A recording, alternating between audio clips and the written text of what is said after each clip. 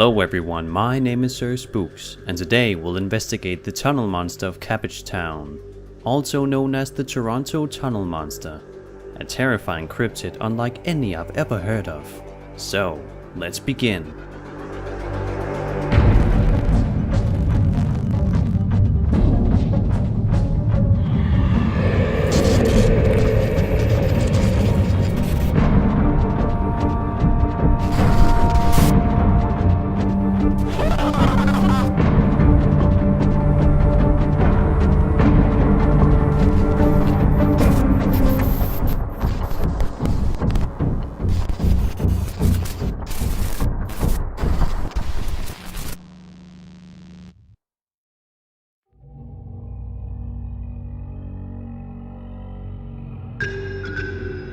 There's an eerie city lying beneath the streets of Metro, a city none of us knows much about. Ernest has been a visitor to that silent world of sewers, drainage pipes and the ruins under old houses, and the memory of what he saw there will haunt him for the rest of his life. Those are the opening words to an article from the Sunday Sun, written on March 25th, 1979, describing the nightmare-inducing encounter a man named Ernest had while looking for a kitten from a litter he'd been caring for. Tunnels are spooky places to begin with. Dark and claustrophobic would be most people's descriptions of them, and they are perfect locations for scary tales and urban legends, such as sewer gators and the sighting of a reptilian dinosauroid humanoid with a thin tail emerging from a sewer tunnel in 1981's Pennsylvania. Just as strange is the tale of the Toronto Tunnel Monster.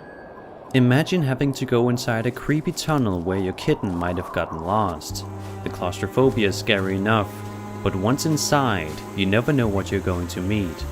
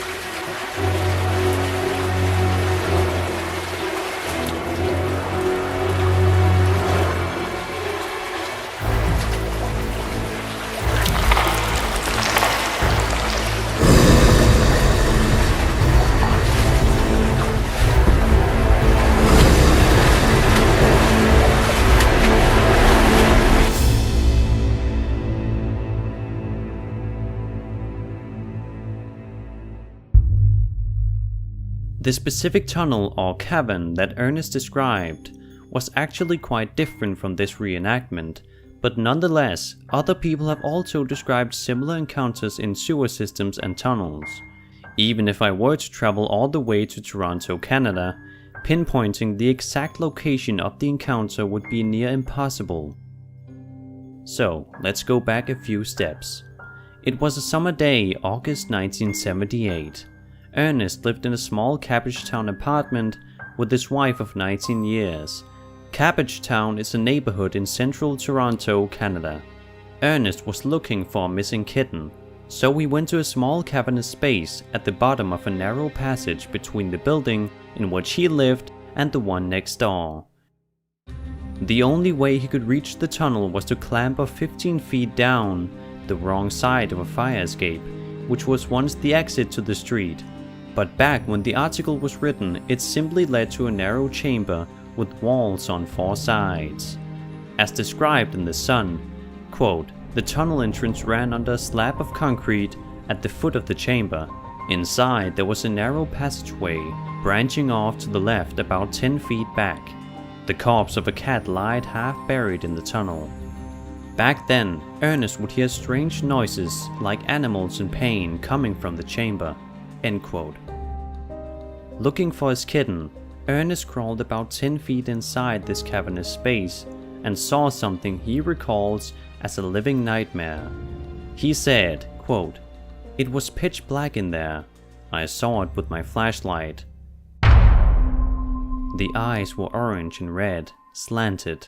It was long and thin, almost like a monkey, 3 feet long, large teeth, weighing maybe 30 pounds, with slate gray fur." End quote. What happened next was even more disturbing. Reluctantly, Ernest spoke of what happened inside the pitch black tunnel. The creature spoke to him. Quote, "I'll never forget it.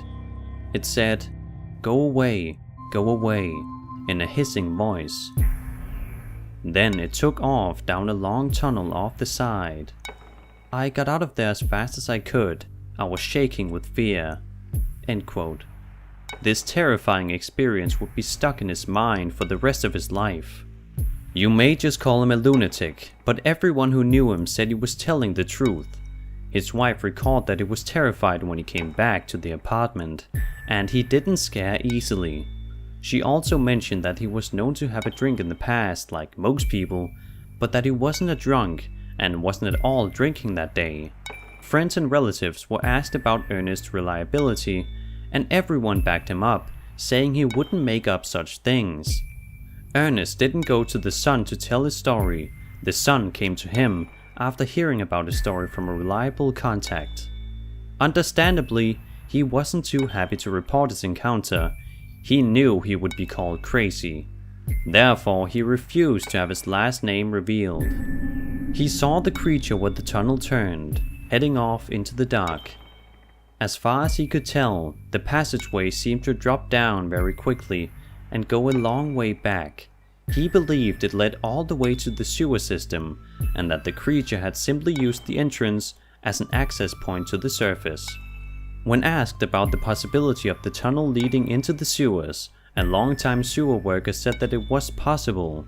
He said, quote, "Who knows where it leads, or how far it goes? You'd have to get in there, and the way it is now, it would take a lot of work." End quote. Another worker went on to say, quote, "People who work on the surface just don't know what it's like down there.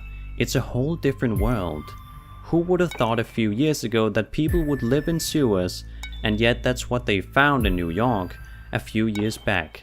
Even in Toronto, we've occasionally had to pull mattresses from the chambers beneath the manhole covers where the winos have been sleeping." End quote. Apparently, animals like beavers and raccoons would sometimes make their way into the system. Another worker said, quote, "I don't know what he saw down there, but I'll tell you one thing. If we could get in there, I sure as hell wouldn't want to go down alone." End quote. The author Commander X claims in his book Underground Alien Bases that there exists an alien base beneath downtown Toronto. He wrote, quote, "There is a small opening to the underground tunnels off Parliament Street in downtown Toronto. The entrance is between 2 apartment buildings and leads to the tunnels via the sewers. The underground city beneath Toronto has its center beneath Gerrard Street and Church Street. Above this area, strange magnetic effects have been observed." End quote. He then mentions that the corner of those 2 streets has the highest accident rate in Toronto. He observed that underground equipment utilizing powerful magnetic fields may be responsible for strange equipment failures that led to these accidents. Torontoist.com speculates whether the Toronto Tunnel Monster could be a resident of this now lost city. This claim will probably seem way too far-fetched to most people, and logically, it doesn't make a whole lot of sense either. Work crews digging up the ground would more than likely have discovered such an underground city by now. Early city builders of Toronto would find that the land was covered by numerous rivers, streams, and creeks. Many of the original waterways that went through Toronto still exist, They were rerouted into underground culverts or sewers buried beneath the city. Maybe this is where the Toronto Tunnel Monster lived, or still lives to this day. The Algonquin tribes of Canada spoke of hairy man-like creatures living in these rivers before they were hidden away, a legend sounding quite similar to the terrifying Cabbagetown creature. I really hope you guys enjoyed this video. Be sure to leave a like and a comment and share it around. And also let me know which cryptid you would like me to cover next. Be sure to subscribe to my channel for more scary content. I also want to give a huge thanks to Mark III for creating amazing digital art for this video. If you want to check out his other work and social medias, I'll leave links in the description. My name is Sir Spooks, and I'll see you all in the next video.